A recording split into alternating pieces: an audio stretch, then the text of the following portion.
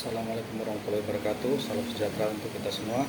Kepada yang terhormat Dr. Pembimbing dan teman-teman, nama saya Dwi Edirianto Ibrahim, NIM 052 451 286, Prodi Ilmu Pemerintahan.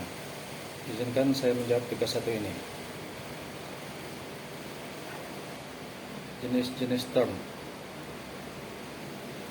Jenis term dalam logika dan filsafat, term merujuk pada kata atau frasa yang memiliki makna tertentu dan digunakan dalam argumen atau pernyataan. Berikut adalah 3 jenis term beserta penjelasannya dan contohnya. 1. Term universal. Term universal adalah istilah yang merujuk pada semua anggota dari suatu kategori atau kelas. Istilah ini mencakup keseluruhan tanpa terkecuali. Contoh, semua mamalia adalah hewan.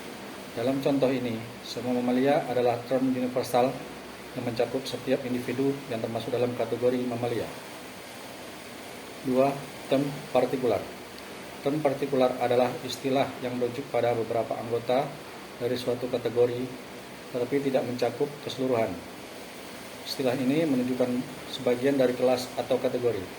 Contoh, beberapa siswa di kelas ini adalah atlet.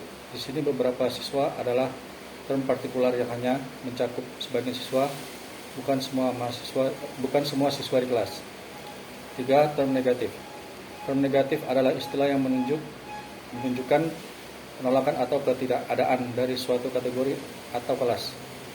Istilah ini digunakan untuk menyatakan bahwa sesuatu tidak termasuk dalam kategori tertentu. Contoh, tidak semua burung bisa terbang. Dalam contoh ini, tidak semua burung adalah term negatif yang menunjukkan bahwa ada burung yang tidak dapat terbang, seperti burung unta dan penguin. Bentuk sesat pikir logical fallacy. Logical fallacy adalah kesalahan dalam penalaran yang dapat mengakibatkan argumen yang tidak valid.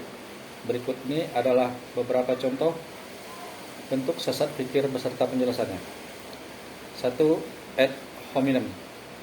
Ad hominem adalah serangan terhadap karakter atau sifat pribadi seseorang daripada argumen yang mereka ajukan. Ini mengalihkan perhatian dari isu yang sebenarnya. Contoh, Anda tidak bisa mempercayai pendapatnya tentang perubahan iklim karena tidak pernah menyelesaikan kuliah. Di sini argumen menyerang karakter individu daripada membahas argumen tentang perubahan iklim. 2. Strawman. Strawman adalah teknik di mana seorang mengubah dan menyederhanakan argumen lawan untuk membuat lebih mudah diserang atau dibantah. Contoh, orang yang mendukung pengurangan anggaran militer ingin negara kita tidak memiliki pertahanan sama sekali. Dalam contoh ini, argumen asli tentang pengurangan anggaran militer disederhanakan menjadi posisi ekstrem yang lebih mudah diserang. 3. Slippery slope. Slippery slope adalah argumen yang menyatakan bahwa jika suatu langkah diambil, maka langkah-langkah selanjutnya yang lebih ekstrim akan mengikuti, tanpa memberikan bukti yang cukup untuk mendukung klaim tersebut.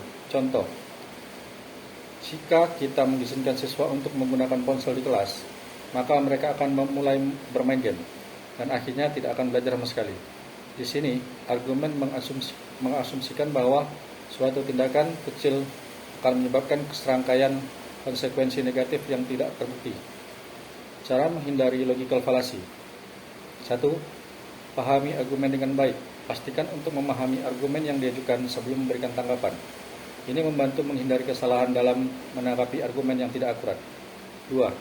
Fokus pada isu utama. Jangan teralihkan oleh serangan pribadi atau isu sampingan.